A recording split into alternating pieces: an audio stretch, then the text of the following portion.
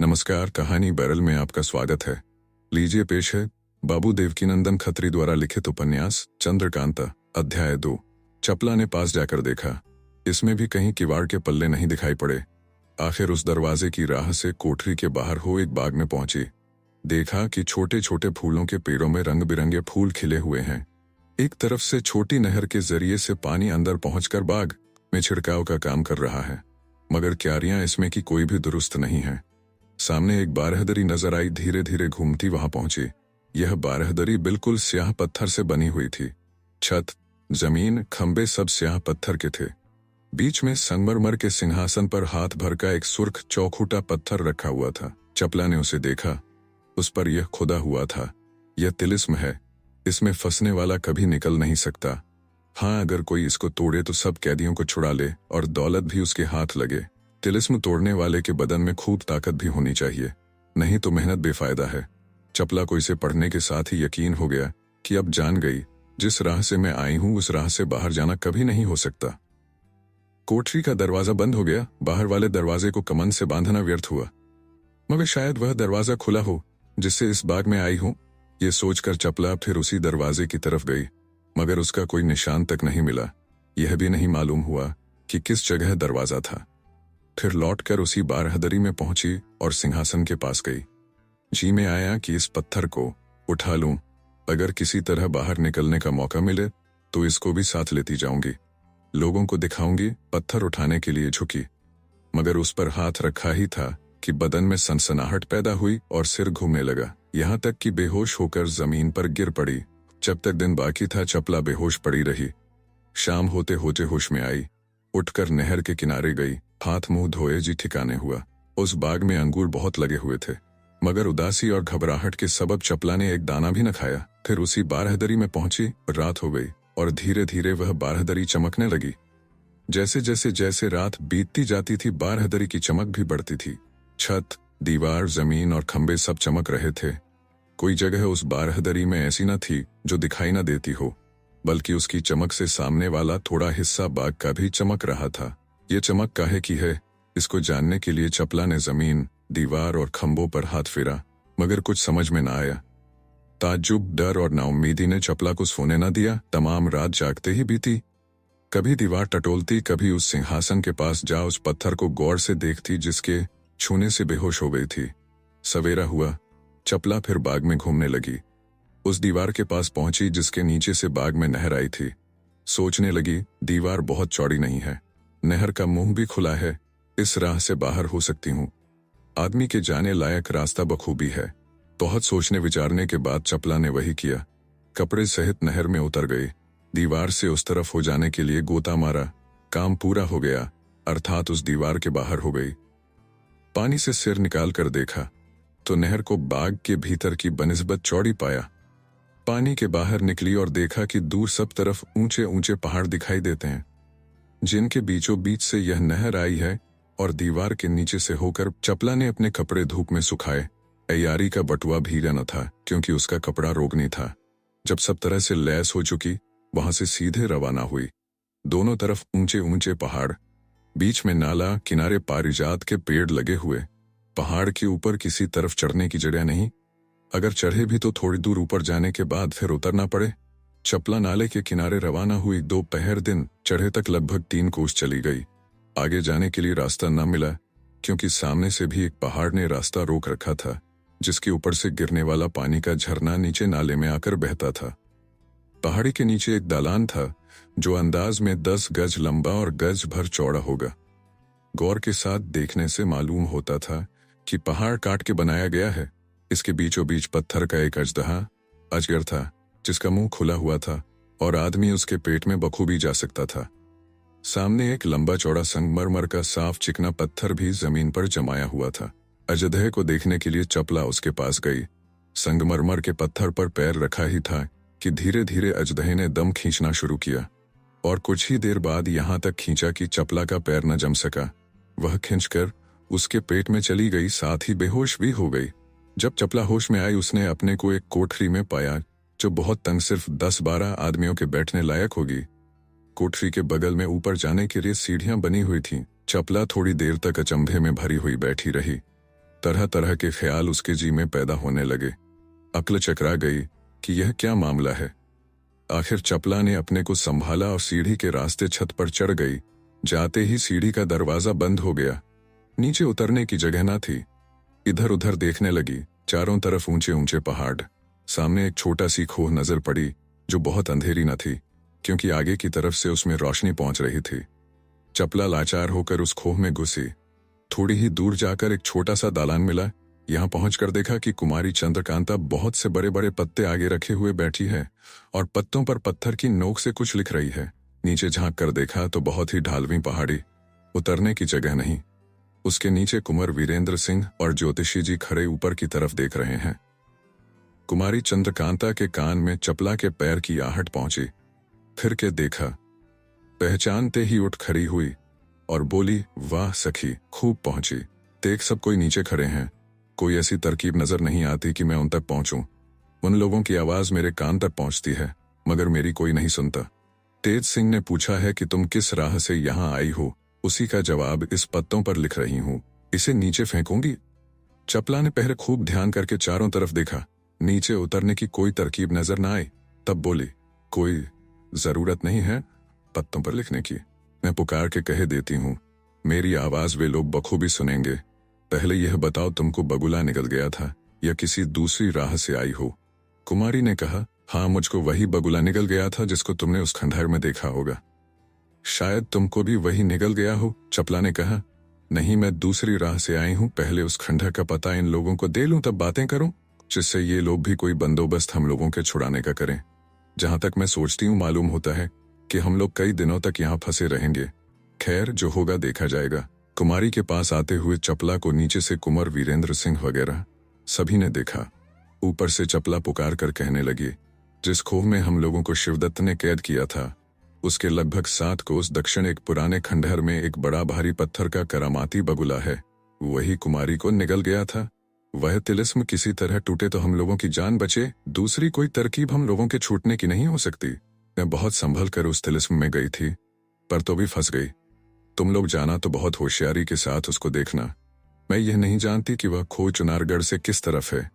हम लोगों को दुष्ट शिवदत्त ने कैद किया था। चपला की बात बखूबी सभी ने सुनी। कुमार को महाराज शिवदत्त पर बड़ा ही गुस्सा आया। सामने मौजूद ही थे, कहीं ढूंढने जाना तो था ही नहीं। तलवार खींच मारने के लिए झपटे। महाराज शिवदत्त की रानी जो उन्हीं के पास बैठी सब तमाशा देखती और बातें सुनती थी। कुंवर वीरेंद्र सिंह को तलवार खींच के महाराज शिवदत्त की तरफ झपटते देख दौड़कर कुमार के पैरों पर गिर पड़ी और बोली, पहले मुझको मार डालिए, क्योंकि मैं विधवा होकर मुर्दों से बुरी हालत में नहीं रह सकती। तेज सिंह ने कुमार का हाथ पकड़ लिया और बहुत कुछ समझा बुझाकर ठंडा किया। कुमार ने तेज सिंह से कहा, अगर मुनासिब समझो और हर्ज ना हो तो कुमारी के माँ बाप को भी यहाँ लाकर कुमारी का मुंह दिखला दो, भला कुछ उन्हें भी तो ढांढस हो। तेज सिंह ने कहा, यह कभी नहीं हो सकता। इस तहखाने को आप मामूली न समझिए। जो कुछ कहना होगा मुंह जबानी सब हाल उनको समझा दिया जाएगा। अब यह फिक्र करनी चाहिए जिससे कुमारी की जान छूटे। चलिए सब कोई महाराज जयसिंह को यह हाल कहते हुए उस खंडहर तक चलें जिसका पता चपला ने दिया है। यह कहकर तेज सिंह ने चपला को पुकार कर कहा, देखो हम लोग उस खंडहर की तरफ जाते हैं। क्या जाने कितने दिन उस तिलिस्म को तोड़ने में लगे। तुम राजकुमारी को ढांढस देती रहना, किसी तरह की तकलीफ न होने पाए।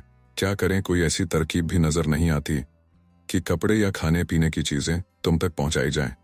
चपला ने ऊपर से जवाब दिया, कोई हर्ज नहीं, खाने पीने की कुछ तकलीफ न होगी, क्योंकि इस जगह बहुत से मेवों के पेड़ हैं और पत्थरों में से छोटे छोटे कई झरने पानी के जारी हैं। आप लोग बहुत होशियारी से काम कीजिएगा। इतना मुझे मालूम हो गया कि बिना कुमार के यह तिलिस्म नहीं टूटने का। तुम लोग भी इनका साथ मत छोड़ना, बड़ी हिफाजत रखना। महाराज शिवदत्त और उनकी रानी को उसी तहखाने में छोड़ कुंवर वीरेंद्र सिंह, तेज सिंह, देवी सिंह और ज्योतिषी जी चारों आदमी वहां से बाहर निकले। दोहरा ताला लगा दिया। इसके बाद सब हाल कहने के लिए कुमार ने देवी सिंह को नौगढ़ अपने माँ बाप के पास भेज दिया और यह भी कह दिया कि नौगढ़ से होकर कल ही तुम लौट के विजयगढ़ आ जाना। हम लोग वहां चलते हैं, तुम आओगे तब कहीं जाएंगे। ये सुन देवी सिंह नौगढ़ की तरफ रवाना हुए। सवेरे ही से कुंवर वीरेंद्र सिंह विजयगढ़ से गायब थे। बिना किसी से कुछ कहे ही चले गए थे। इसलिए महाराज जय सिंह बहुत ही उदास हो कई जासूसों को चारों तरफ खोजने के लिए भेज चुके थे। शाम होते होते ये लोग विजयगढ़ पहुंचे और महाराज से मिले। महाराज ने कहा, कुमार तुम इस तरह बिना कहे सुने जहां जी में आता है चले जाते हो। हम लोगों को इससे तकलीफ होती है, ऐसा न किया करो। इसका जवाब कुमार ने कुछ न दिया, मगर तेज सिंह ने कहा, महाराज जरूरत ही ऐसी थी कि कुमार को बड़े सवेरे यहां से जाना पड़ा। उस वक्त आप आराम में थे, इसलिए कुछ कह न सके। इसके बाद तेज सिंह ने कुल्हाल, लड़ाई से चुनारगढ़ जाना, महाराज शिवदत्त की रानी को चुराना, खोह में कुमारी का पता लगाना, ज्योतिषी जी की मुलाकात, बुर्दा फरोशों की कैफियत, उस तहखाने में कुमारी और चपला को देख उनकी जुबानी तिलिस्म का हाल आदि सब कुछ हाल पूरा पूरा ब्यौरेवार कह सुनाया। आखिर में यह भी कहा कि अब हम लोग तिलिस्म तोड़ने जाते हैं। इतना लंबा चौड़ा हाल सुनकर महाराज हैरान हो गए। बोले, तुम लोगों ने बड़ा ही काम किया, इसमें कोई शक नहीं, हद के बाहर काम किया। अब तिलिस्म तोड़ने की तैयारी है, मगर वह तिलिस्म दूसरे के राज्य में है। चाहे वहां का राजा तुम्हारे यहाँ कैद हो तो भी पूरे सामान के साथ तुम लोगों को जाना चाहिए। मैं भी तुम लोगों के साथ चलूं तो ठीक हो। तेज सिंह ने कहा, आपको तकलीफ करने की कोई जरूरत नहीं है, थोड़ी फौज साथ जाएगी, वही बहुत है। महाराज ने कहा, ठीक है, मेरे जाने की कोई जरूरत नहीं, मगर इतना होगा कि चलकर उस तिलिस्म को मैं भी देख आऊंगा। तेज सिंह ने कहा, जैसी मर्जी। महाराज ने दीवान हरदयाल सिंह को हुक्म दिया कि हमारी आधी फौज और कुमार की कुल फौज रात भर में तैयार हो जाए। कल यहां से चुनारगढ़ की तरफ कूच होगा। बमूजिब हुक्म के सब इंतजाम दीवान साहब ने कर दिया। दूसरे दिन नौगढ़ से लौटकर देवी सिंह भी आ गए। बड़ी तैयारी के साथ चुनारगढ़ की तरफ तिलिस्म तोड़ने के लिए कूच हुआ। दीवान हरदयाल सिंह विजयगढ़ में छोड़ दिए गए। 4 दिन रास्ते में लगे। 5वें दिन चुनारगढ़ की सरहद में फौज पहुंची। महाराज शिवदत्त के दीवान ने यह खबर सुनी तो घबरा उठे, क्योंकि महाराज शिवदत्त तो कैद हो ही चुके थे। लड़ने की ताकत किसे थी? बहुत सी नजर वगैरह लेकर महाराज जय सिंह से मिलने के लिए हाजिर हुआ। खबर पाकर महाराज ने कहला भेजा कि मिलने की कोई जरूरत नहीं, हम चुनारगढ़ फतह करने नहीं आए हैं, क्योंकि जिस दिन तुम्हारे महाराज हमारे हाथ फंसे उसी रोज चुनारगढ़ फतह हो गया। हम दूसरे काम से आए हैं, तुम और कुछ मत सोचो। लाचार होकर दीवान साहब को वापस जाना पड़ा, मगर यह मालूम हो गया कि फलाने काम के लिए आए हैं। आज तक इस तिलिस्म का हाल किसी को भी मालूम न था, बल्कि किसी ने उस खंडहर को देखा तक न था। आज यह मशहूर हो गया कि इस इलाके में कोई तिलिस्म है जिसको कुंवर वीरेंद्र सिंह तोड़ेंगे। उस तिलिस्मी खंडहर का पता लगाने के लिए बहुत से जासूस इधर उधर भेजे गए। तेज सिंह और ज्योतिषी जी भी गए। आखिर उसका पता लग ही गया। दूसरे दिन मय फौज के सभी का डेरा उसी जंगल में जा लगा जहां वह तिलिस्मी खंडहर था। महाराज जय सिंह, कुंवर वीरेंद्र सिंह, तेज सिंह, देवी सिंह और ज्योतिषी जी खंडहर की सैर करने के लिए उसके अंदर गए। जाते ही यकीन हो गया कि बेशक यह तिलिस्म है। हर एक तरफ वे लोग घुसे और एक एक चीज को अच्छी तरह देखते भालते बीच वाले बगुले के पास पहुंचे। चपला की जुबानी यह तो सुन ही चुके थे कि यही बगुला कुमारी को निगल गया था, इसलिए तेज सिंह ने किसी को उसके पास जाने न दिया, खुद गए। चपला ने जिस तरह इस बगुले को आजमाया था उसी तरह तेज सिंह ने भी आजमाया। महाराज इस बगुले का तमाशा देखकर बहुत हैरान हुए। इसका मुंह खोलना पर फैलाना और अपने पीछे वाली चीज को उठाकर निगल जाना। सभी ने देखा और अचंभे में आकर बनाने वाले की तारीफ करने लगे। इसके बाद उस तहखाने के पास आए जिसमें चपला उतरी थी। किवाड़ के पल्ले को कमंद से बंधा देख तेज सिंह को मालूम हो गया कि यह चपला की कार्रवाई है और जरूर यह कमंद भी चपला की ही है, क्योंकि इसके एक सिरे पर उसका नाम खुदा हुआ है। मगर इस किवाड़ का बांधना बेफायदे हुआ, क्योंकि इसमें घुसकर चपला निकल न सकी। कुएं को भी बखूबी देखते हुए उस चबूतरे के पास आए जिस पर पत्थर का आदमी हाथ में किताब लिए सोया हुआ था। चपला की तरह तेज सिंह ने भी यहाँ धोखा खाया। चबूतरे के ऊपर चढ़ने वाली सीढ़ी पर पैर रखते ही उसके ऊपर का पत्थर आवाज देकर पल्ले की तरह खुला और तेज सिंह धम से जमीन पर गिर पड़े। इनके गिरने पर कुमार को हंसी आ गई, मगर देवी सिंह बड़े गुस्से में आए। कहने लगे, सब शैतानी इसी आदमी की है जो इस पर सोया है, ठहरो मैं इसकी खबर लेता हूँ। यह कहकर उछलकर बड़े जोर से एक ढोल उसके सिर पर जमाई। ढोल का लगना था कि वह पत्थर का आदमी उठ बैठा, मुंह खोल दिया। भांति चमड़े की धौंकनी की तरह उसके मुंह से हवा निकलने लगी। मालूम होता था कि भूकंप आया है। सभी की तबीयत घबरा गई। ज्योतिषी जी ने कहा, जल्दी इस मकान से बाहर भागो, ठहरने का मौका नहीं है। इस दालान से दूसरे दालान में होते हुए सब के सब भागे। भागने के वक्त जमीन हिलने के सबब से किसी का पैर सीधा नहीं पड़ता था। खंडहर के बाहर हो दूर से खड़े होकर उसकी तरफ देखने लगे। पूरे मकान को हिलते देखा। 2 घंटे तक यही कैफियत रही और तब तक खंडहर की इमारत का हिलना बंद न हुआ। तेज सिंह ने ज्योतिषी जी से कहा, आप रमल और नजूम से पता लगाइए कि यह तिलिस्म किस तरह और किसके हाथ से टूटेगा। ज्योतिषी जी ने कहा, आज दिन भर आप लोग सब्र कीजिए और जो कुछ सोचना हो सोचिए। रात को मैं सब हाल रमल से दरियाफ्त कर लूंगा, फिर कल जैसा मुनासिब होगा किया जाएगा। मगर यहाँ कई रोज लगेंगे। महाराज का रहना ठीक नहीं है। बेहतर है कि वे विजयगढ़ जाएं। इस राय को सभी ने पसंद किया। कुमार ने महाराज से कहा, आप सिर्फ इस खंडहर को देखने आए थे, सो देख चुके, अब जाइए। आपका यहाँ रहना मुनासिब नहीं। महाराज विजयगढ़ जाने पर राजी न थे, मगर सभी के जिद करने से कबूल किया। कुमार की जितनी फौज थी उसको और अपनी जितनी फौज साथ आई थी उसमें से भी आधी फौज साथ ले विजयगढ़ की तरफ रवाना हुए। रात भर जगन्नाथ ज्योतिषी रमल फेंकने और विचार करने में लगे रहे। कुंवर वीरेंद्र सिंह, तेज सिंह और देवी सिंह भी रात भर पास ही बैठे रहे। सब बातों को देखभाल कर ज्योतिषी जी ने कहा, रमल से मालूम होता है कि इस तिलिस्म के तोड़ने की तरकीब एक पत्थर पर खुदी हुई है और वह पत्थर भी इसी खंडहर में किसी जगह पड़ा हुआ है। उसको तलाश करके निकालना चाहिए, तब सब पता चलेगा। स्नान पूजा से छुट्टी पा कुछ खा पी कर इस तिलिस्म में घूमना चाहिए, जरूर उस पत्थर का भी पता लगेगा। सब कामों से छुट्टी पाकर दोपहर को सब लोग खंडहर में घुसे। देखते भालते उसी चबूतरे के पास पहुंचे जिस पर पत्थर का वह आदमी सोया हुआ था जिसे देवी सिंह ने धौल जमाई थी। उस आदमी को फिर उसी तरह सोता पाया। ज्योतिषी जी ने तेज सिंह से कहा, यह देखो, ईंटों का ढेर लगा हुआ है। शायद इसे चपला ने इकट्ठा किया हो और इसके ऊपर चढ़कर इस आदमी को देखा हो। तुम भी इस पर चढ़ के खूब गौर से देखो तो सही किताब में जो इसके हाथ में है क्या लिखा है। तेज सिंह ने ऐसा ही किया और उस ईंट के ढेर पर चढ़कर देखा।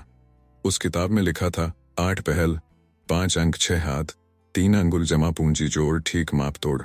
तेज सिंह ने ज्योतिषी जी को समझाया कि इस पत्थर की किताब में ऐसा लिखा है, मगर इसका मतलब क्या है कुछ समझ में नहीं आता। ज्योतिषी जी ने कहा, मतलब भी मालूम हो जाएगा, तुम एक कागज पर इसकी नकल उतार लो।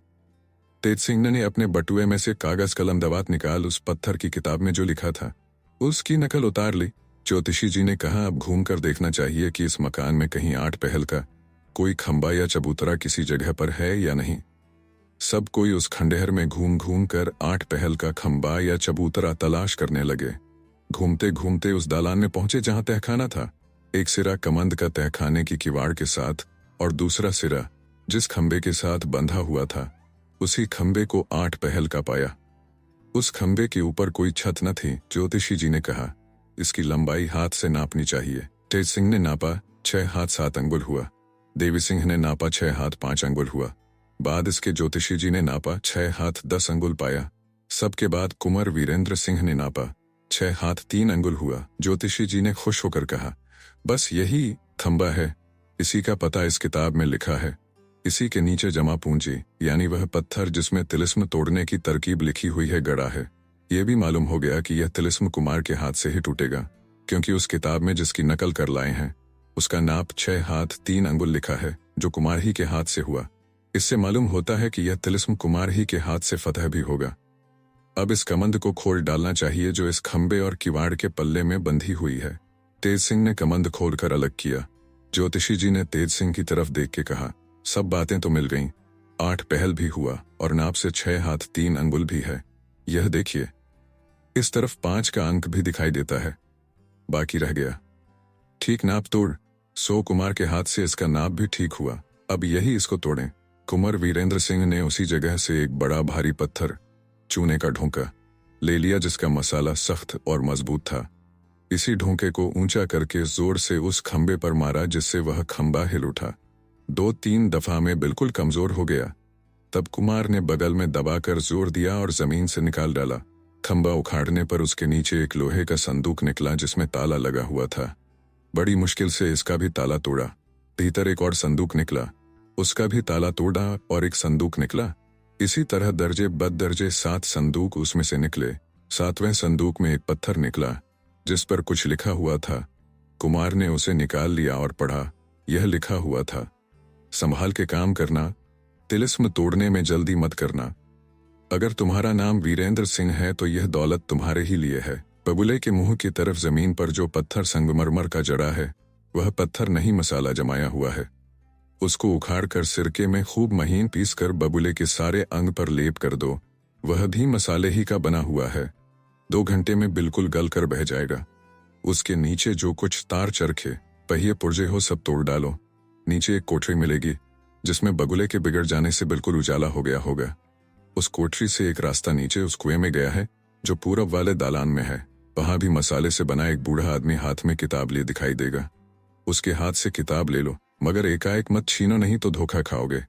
पहले उसका दाहिना बाजू पकड़ो, वह मुंह खोल देगा। उसका मुंह काफूर से खूब भर दो। थोड़ी ही देर में वह भी गल के बह जाएगा। तब किताब ले लो। उसके सब पन्ने भोजपत्र के होंगे। जो कुछ उसमें लिखा हो वैसा करो। विक्रम। कुमार ने पढ़ा। सभी ने सुना। घंटे भर तक तो सिवाय तिलिस्म बनाने वाले की तारीफ के किसी की जुबान से दूसरी बात न निकली। बाद इसके यह राय ठहरी कि अब दिन भी थोड़ा रह गया है, डेरे में चलकर आराम किया जाए। कल सवेरे ही कुल कामों से छुट्टी पाकर तिलिस्म की तरफ झुके।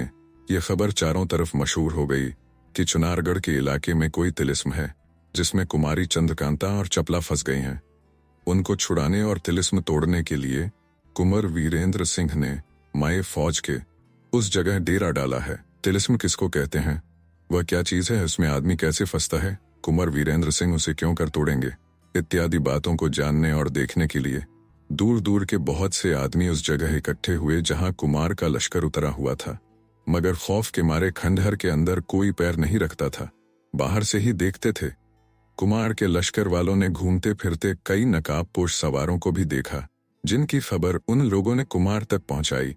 पंडित बद्रीनाथ, अहमद और नाजिम को साथ लेकर महाराज शिवदत्त को छुड़ाने गए थे।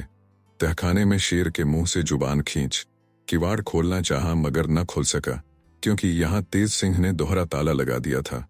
जब कोई काम न निकला तब वहां से लौटकर विजयगढ़ गए। तैयारी की फिक्र में थे कि यह खबर कुंवर वीरेंद्र सिंह की इन्होंने भी सुनी। लौटकर इसी जगह पहुंचे। पन्नालाल, राम नारायण और चुन्नीलाल भी उसी ठिकाने जमा हुए और इन सभी की यह राय होने लगी कि किसी तरह तिलिस्म तोड़ने में बाधा डालनी चाहिए। इसी फिक्र में ये लोग भेष बदलकर इधर उधर तथा लश्कर में घूमने लगे। दूसरे दिन स्नान पूजा से छुट्टी पाकर कुंवर वीरेंद्र सिंह, तेज सिंह, देवी सिंह और ज्योतिषी जी फिर उस खंडहर में घुसे। सिरका साथ में लेते गए। कल जो पत्थर निकला था उस पर जो कुछ लिखा था फिर पढ़ के याद कर लिया और उसी लिखे के बमूजिब काम करने लगे। बाहर दरवाजे पर बल्कि खंडहर के चारों तरफ पहरा बैठा हुआ था। बगुले के पास गए। उसके सामने की तरफ जो सफेद पत्थर जमीन में गड़ा हुआ था, जिस पर पैर रखने से बगुला मुंह खोल देता था, उखाड़ लिया। नीचे एक और पत्थर कमानी पर जड़ा हुआ पाया। सफेद पत्थर को सिरके में खूब बारीक पीसकर बगुले के सारे बदन में लगा दिया। देखते देखते वह पानी होकर बहने लगा, साथ ही इसकी एक खुशबू सी फैलने लगी। 2 घंटे में बगुला गल गया।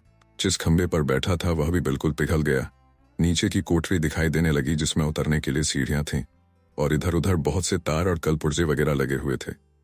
सभी को तोड़ डाला और चारों आदमी नीचे उतरे। भीतर ही भीतर उस कुएं में जा पहुंचे जहां हाथ में किताब लिए बूढ़ा आदमी बैठा था।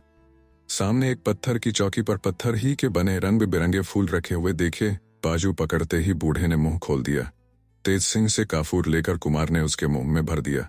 घंटे भर तक ये लोग उसी जगह बैठे रहे। तेज सिंह ने एक मशाल खूब मोटी पहले ही से जला ली थी। जब बूढ़ा गल गया, किताब जमीन पर गिर पड़ी। कुमार ने उठा लिया।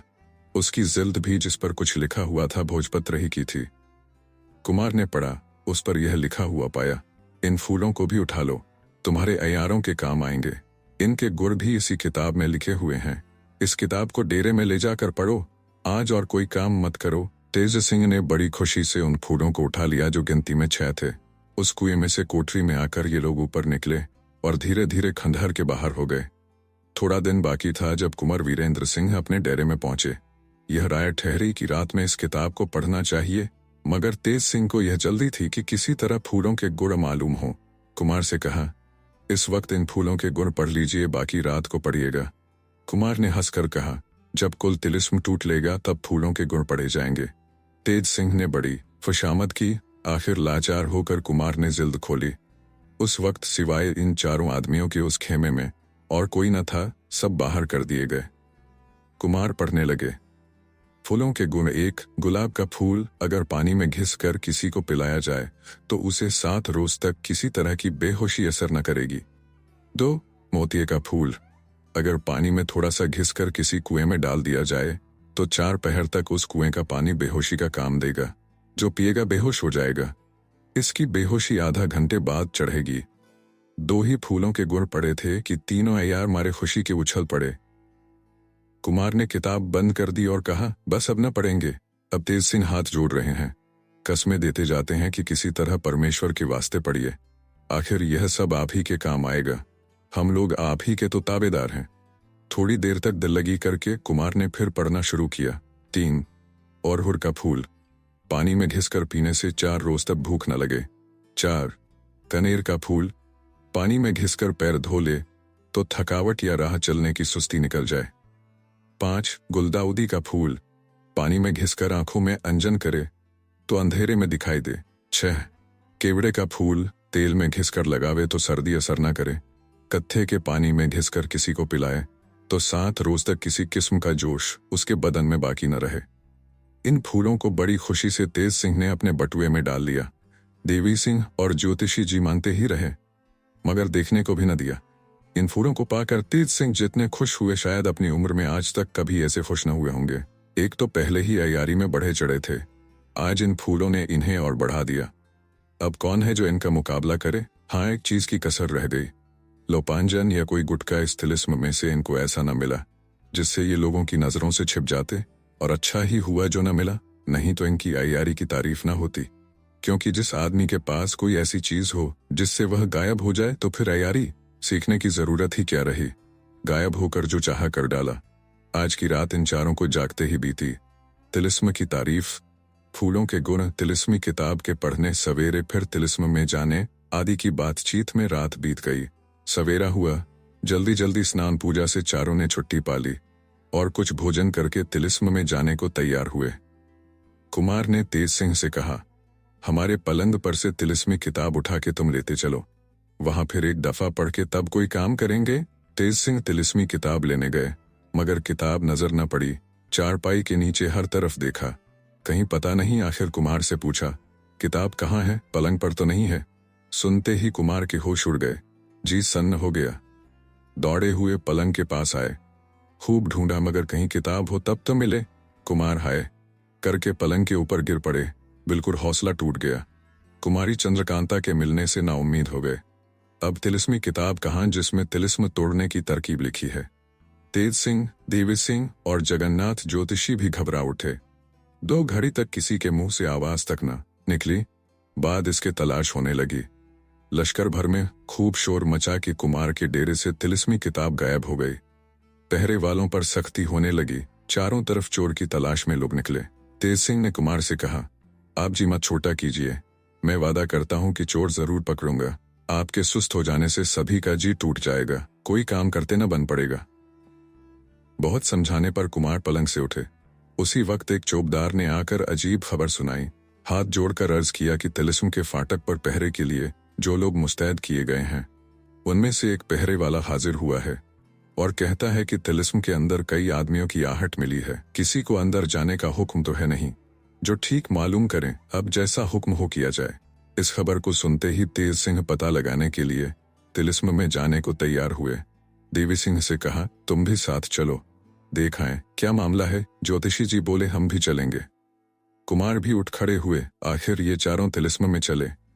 बाहर फतेह सिंह सेनापति मिले, कुमार ने उनको भी साथ ले लिया। दरवाजे के अंदर जाते ही इन लोगों के कान में भी चिल्लाने की आवाज आई। आगे बढ़ने से मालूम हुआ कि इसमें कई आदमी हैं। आवाज की धुन पर ये लोग बराबर बढ़ते चले गए।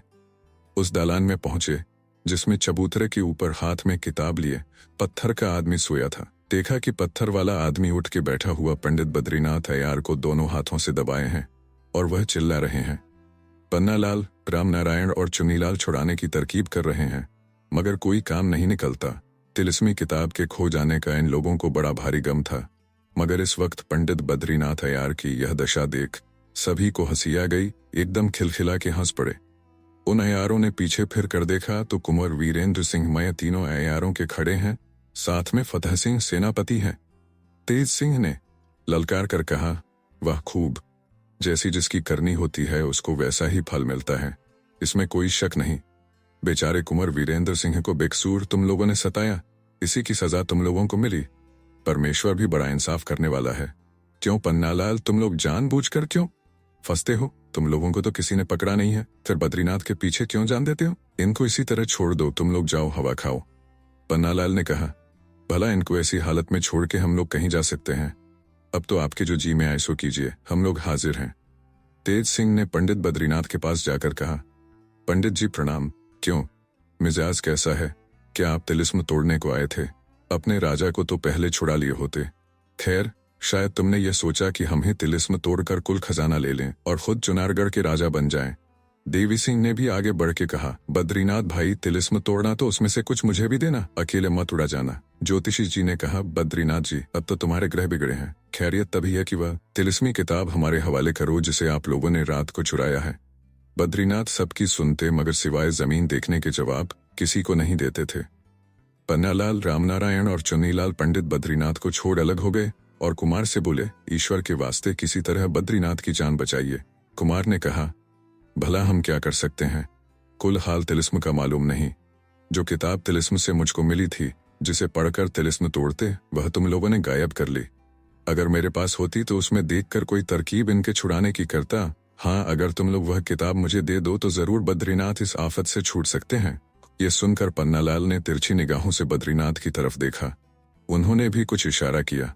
पन्नालाल ने कुमार से कहा, हम लोगों ने किताब नहीं चुराई है, नहीं तो ऐसी बेबसी की हालत में जरूर दे देते। या तो किसी तरह से पंडित बद्रीनाथ को छुड़ाइए, या हम लोगों के वास्ते यह हुक्म दीजिए कि बाहर जाकर इनके लिए कुछ खाने का सामान लाकर खिलावें। बल्कि जब तक आपकी किताब न मिले आप तिलिस्म न तोड़ लें और बद्रीनाथ उसी तरह बेबस रहें, तब तक हम लोगों में से किसी को खिलाने पिलाने के लिए यहाँ आने जाने का हुक्म हो। देवी सिंह ने कहा, पन्नालाल, भला ये तो कहो कि अगर कई रोज तक बद्रीनाथ इसी तरह कैद रह गए तो खाने पीने का बंदोबस्त तो तुम कर लोगे, जा कर ले आओगे। लेकिन अगर इनको दिशा मालूम पड़ेगी तो क्या उपाय करोगे? उसको कहाँ ले जाकर फेंकोगे, या इसी तरह इनके नीचे ढेर लगा रहेगा? इसका जवाब पन्नालाल ने कुछ न दिया।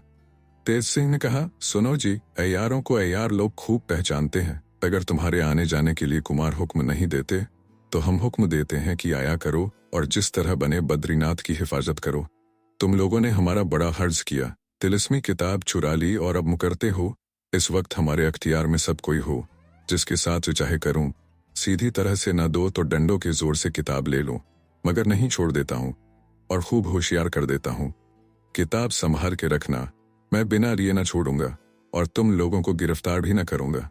तेज सिंह की बात सुनकर पंडित बद्रीनाथ लाल हो गए और बोले, इस वक्त हमको बेबस देख के शेखी करते हो। यह हिम्मत तो तब जाने कि हमारे छूटने पर कह बद के कोई अय्यारी करो और जीत जाओ। क्या तुम ही दुनिया में अय्यार हो? हम भी जोर देकर कहते हैं कि हम ही ने तुम्हारी तिलिस्मी किताब चुराई है, मगर हम लोगों में से किसी को कैद किए या सताए बिना तुम नहीं पा सकते। यह शेखी तुम्हारी न चलेगी कि अय्यारों को गिरफ्तार भी न करो, बल्कि आने जाने के लिए छुट्टी दे दो और किताब भी ले लो। ऐसा कर तो लो, उसी दिन से हम लोग तुम्हारे गुलाम हो जाएं और महाराज शिवदत्त को छोड़कर कुमार की ताबेदारी करें। मैं बता देता हूं कि किताब भी न दूंगा और यहां से छूट के भी निकल जाऊंगा।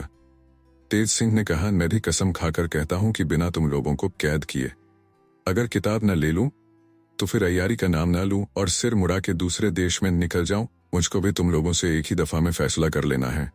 इस बात पर तेज सिंह और बद्रीनाथ दोनों ने कसमें खाईं। बेचारे कुंवर वीरेंद्र सिंह सभी का मुंह देखते थे, कुछ कहते बन नहीं पड़ता था।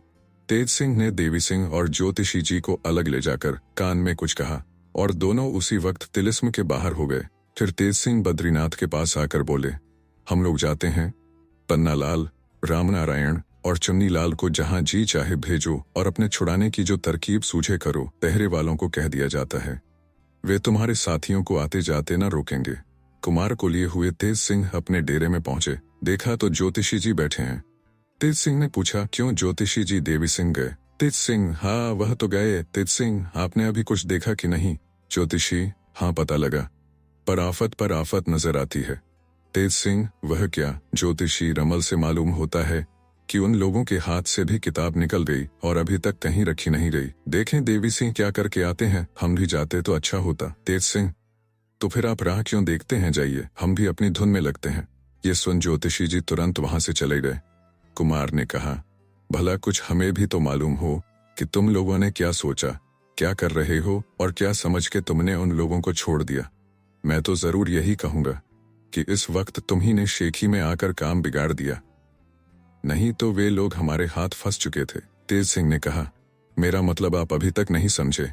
किताब तो मैं उनसे ले ही लूंगा, मगर जहां तक बने उन सभी को एक ही दफा में अपना चेला भी करूं, नहीं तो यह रोज रोज की अय्यारी से कहां तक होशियारी चलेगी। सिवाय जिद और बदाबदी के अय्यार कभी ताबेदारी कबूल नहीं करते, चाहे जान चली जाए, मालिक का संग कभी न छोड़ेंगे। कुमार ने कहा, इससे तो हमको और आश्चर्य हुआ। ईश्वर न करे कहीं तुम हार गए और बद्रीनाथ छूट के निकल गए, तो क्या तुम हमारा भी संग छोड़ दोगे। तेज सिंह, बेशक छोड़ दूंगा, फिर अपना मुंह न दिखाऊंगा। कुमार, तो तुम आप भी गए और मुझे भी मारा, अच्छी दोस्ती अदा की। हाय, अब क्या करूं। भला यह तो बताओ कि देवी सिंह और ज्योतिषी जी कहाँ गए। तेज सिंह, अभी न बताऊंगा, पर आप डरिए मत, ईश्वर चाहेगा तो सब काम ठीक होगा और मेरा आपका साथ भी न छूटेगा। आप बैठिए, मैं 2 घंटे के लिए कहीं जाता हूँ। कुमार, अच्छा जाओ। तेज सिंह वहां से चले गए। फतेह सिंह को भी कुमार ने विदा किया। अब देखना चाहिए ये लोग क्या करते हैं और कौन जीतता है। तेज सिंह, देवी सिंह और ज्योतिषी जी के चले जाने पर कुमार बहुत देर तक सुस्त बैठे रहे। तरह तरह के ख्याल पैदा होते रहे। जरा खटका हुआ और दरवाजे की तरफ देखने लगते कि शायद तेज सिंह या देवी सिंह आते हों। जब किसी को नहीं देखते तो फिर हाथ पर गाल रखकर सोच विचार में पड़ जाते। तहर भर दिन बाकी रह गया, पर तीनों अयारों में से कोई भी लौट कर न आया। कुमार की तबीयत और भी घबराई, बैठा न गया। डेरे के बाहर निकले। कुमार को डेरे के बाहर होते देख बहुत से मुलाजिम सामने आ खड़े हुए। बगल ही में फतेह सिंह सेनापति का डेरा था। सुनते ही कपड़े बदल हड़बों को लगाकर वह भी बाहर निकल आए और कुमार के पास आकर खड़े हो गए। कुमार ने फतेह सिंह से कहा, चलो जरा घूम आए, मगर हमारे साथ और कोई ना आए। यह कह आगे बढ़े। फतेह सिंह ने सभी को मना कर दिया। लाचार कोई साथ न हुआ। ये दोनों धीरे धीरे टहलते हुए डेरे से बहुत दूर निकल गए। तब कुमार ने फतेह सिंह का हाथ पकड़ लिया और कहा, सुनो फतेह सिंह, तुम भी हमारे दोस्त हो, साथ ही पढ़े और बड़े हुए, तुमसे हमारी कोई बात छिपी नहीं रहती। तेज सिंह भी तुमको बहुत मानते हैं। आज हमारी तबीयत बहुत उदास हो गई, अब हमारा जीना मुश्किल समझो, क्योंकि आज तेज सिंह को ना मालूम क्या सूझी कि बद्रीनाथ से जिद कर बैठे, हाथों में फंसे हुए चोर को छोड़ दिया। ना जाने अब क्या होता है, किताब हाथ लगे या ना लगे, तिलिस्म टूटे या ना टूटे, चंद्रकांता मिले या तिलिस्म ही में तड़प तड़प कर मर जाए। फतेह सिंह ने कहा, आप कुछ सोच न कीजिए, तेज सिंह ऐसे बेवकूफ नहीं है, उन्होंने जिद किया तो अच्छा ही किया। सब अय्यार एकदम से आपकी तरफ हो जाएंगे।